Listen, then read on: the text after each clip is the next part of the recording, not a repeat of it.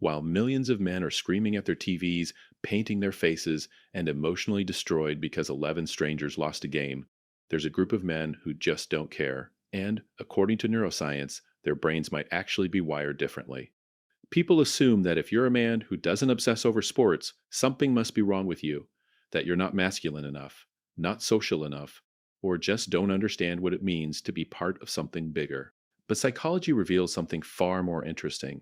Men who don't obsess over sports aren't missing some crucial gene.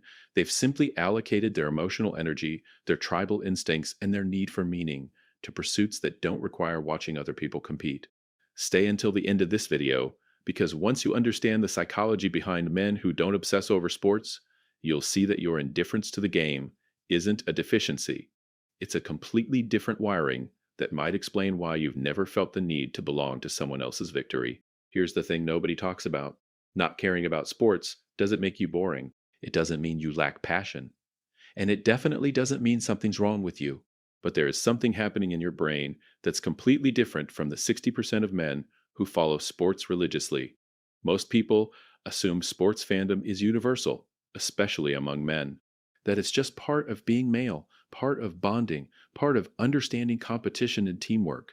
But neuroscience tells a different story. Your brain's reward system, your tribal instincts, your empathy allocation, they're all calibrated differently. And that difference isn't cultural, it's neurological.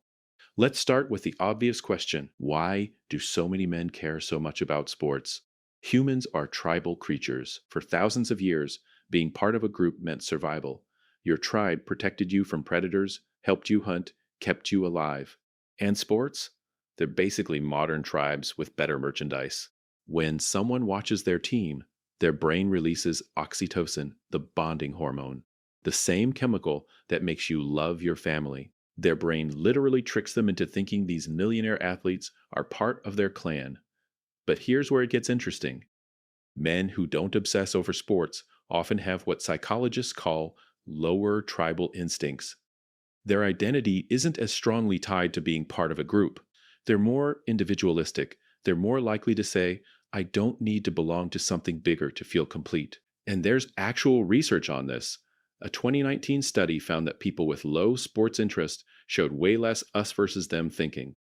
They don't automatically hate the other team just because they're not on their side.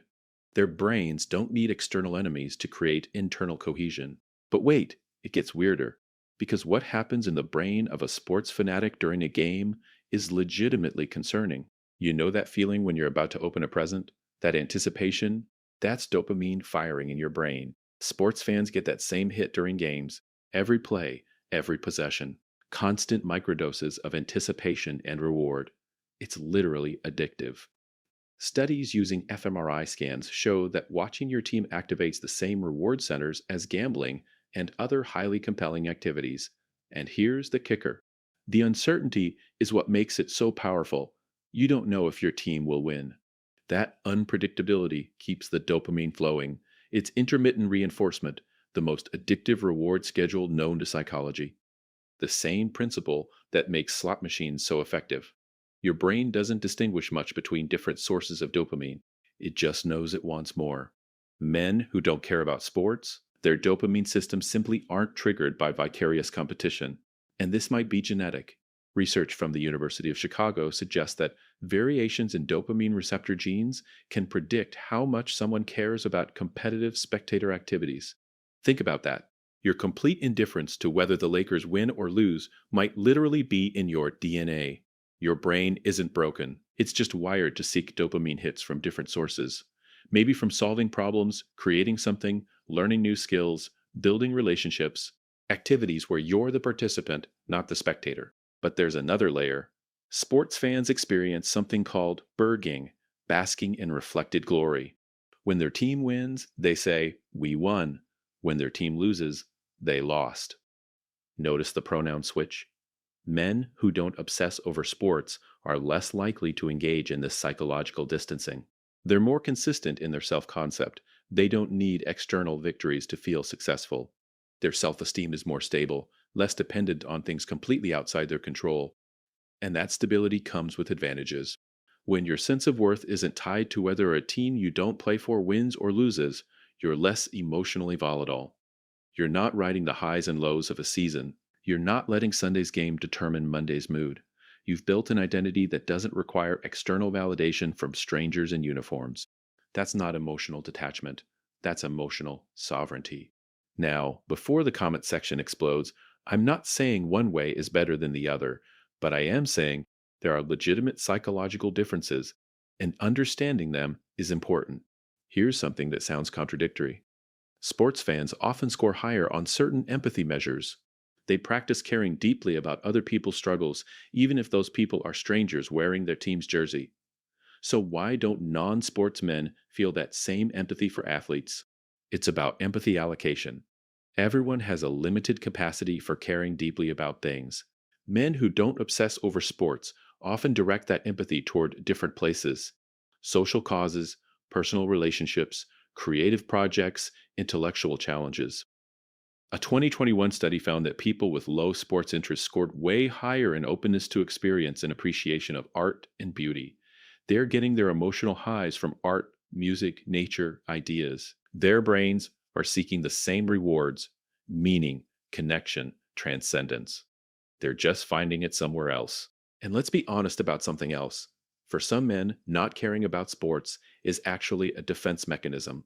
Maybe they were bullied in gym class. Maybe they felt excluded by sports culture growing up. Maybe they're pushing back against the aggressive competitiveness often tied to sports fandom. Maybe they just never understood why grown adults scream at televisions over a ball. Your indifference might have a backstory, or maybe you just find it boring. Both are valid.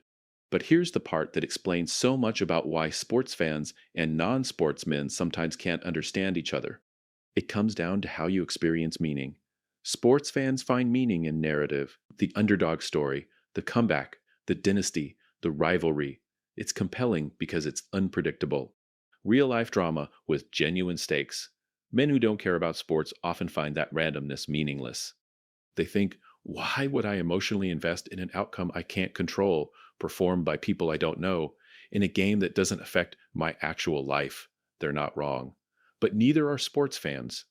It's just two different approaches to the human need for story and meaning. One group finds epic narrative in a championship run. The other finds it in a novel, a relationship, a creative project, a scientific discovery. Here's what researchers call parasocial investment versus direct engagement. Sports fans build one sided relationships with teams and players. Non sportsmen prefer investing emotional energy where there's actual reciprocity, where their care matters to the outcome, where they're participants, not spectators. Neither is superior. They're just different strategies for navigating the human experience. Psychologist Mihaly Csikszentmihalyi, who studied optimal experience, found that flow states, those moments of complete absorption, can be achieved through countless activities. For some, it's watching sports. For others, it's literally anything else. And here's what's really interesting: men who don't obsess over sports often report feeling more present in their own lives. They're not spending 3 hours every Sunday experiencing someone else's struggle. They're engaged in their own. There's something quietly radical about that. In a culture that constantly tells men to care about the game, to know the stats, to have a team, opting out takes a certain kind of courage. Not the loud, performative kind. The quiet kind. The kind that says, I don't need to prove my masculinity by yelling at a screen. The kind that redirects energy toward things that actually matter to them personally. So, what does all this mean? If you're a man who doesn't care about sports, you're not missing out on some fundamental human experience. You're not broken. You're not boring. You're just different. Your brain's reward system, your tribal instincts, your empathy allocation, they're all calibrated differently, and that's perfectly okay. The next time someone asks, did you see the game? And you genuinely could not care less, remember, you're not deficient. You're just playing a different game. One that might, just maybe, have higher stakes. Because while they're watching other people compete, you're competing in your own life. And that's not something to apologize for, that's something to own.